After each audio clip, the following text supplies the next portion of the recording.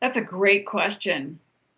What I would recommend is that that person be very clear on who they are, if they are healthy physically, if they have healthy boundaries, and they are someone who's not prone to exaggeration or melodramatics, so that they can reel in their experience and then start to set boundaries to, I'm feeling something. Is it my stuff or is it their stuff? And Mm-hmm. to take responsibility for their own actions and not to necessarily start blabbing to everybody, here's what I saw about you. Not everybody wants to know, and that's an inappropriate way. It's like walking in someone's front door without asking permission.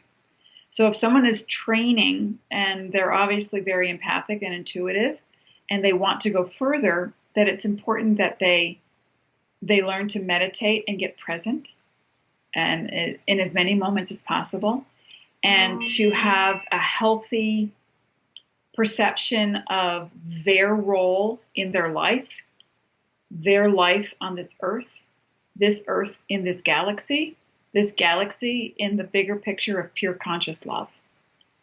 Because whatever they believe, it will orchestrate their intuition. If someone is very religious, everything will come in a certain vein, like little rivers washing to the bigger ocean. And to me, the ocean is the shore of the unconsciousness.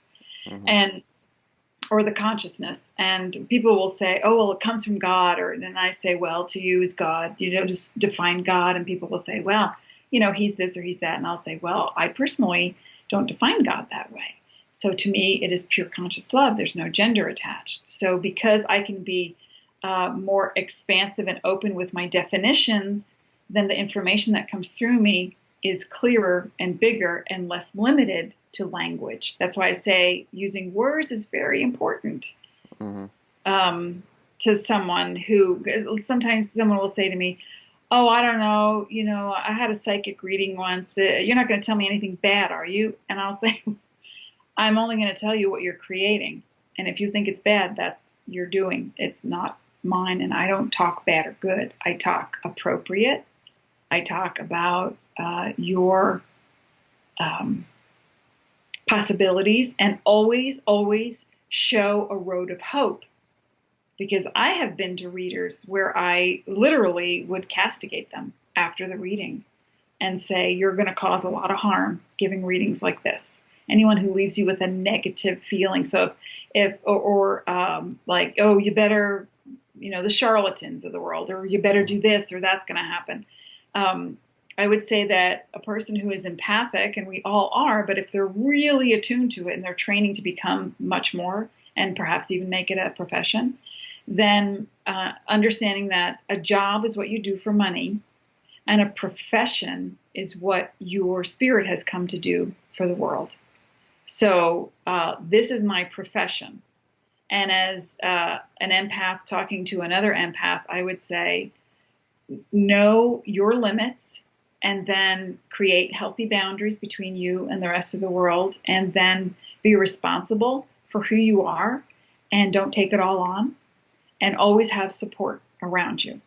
Find a few other readers or people who've been doing it for longer than you to get perspective. And boundaries relates to the spirit world as much as it relates to the physical world, so that you're not inviting in energies just because you're open.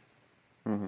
And so you want to have a very healthy perspective of how it works, and to start training yourself and read as much as you can, experience as much as you can, give, but not at the sake of yourself.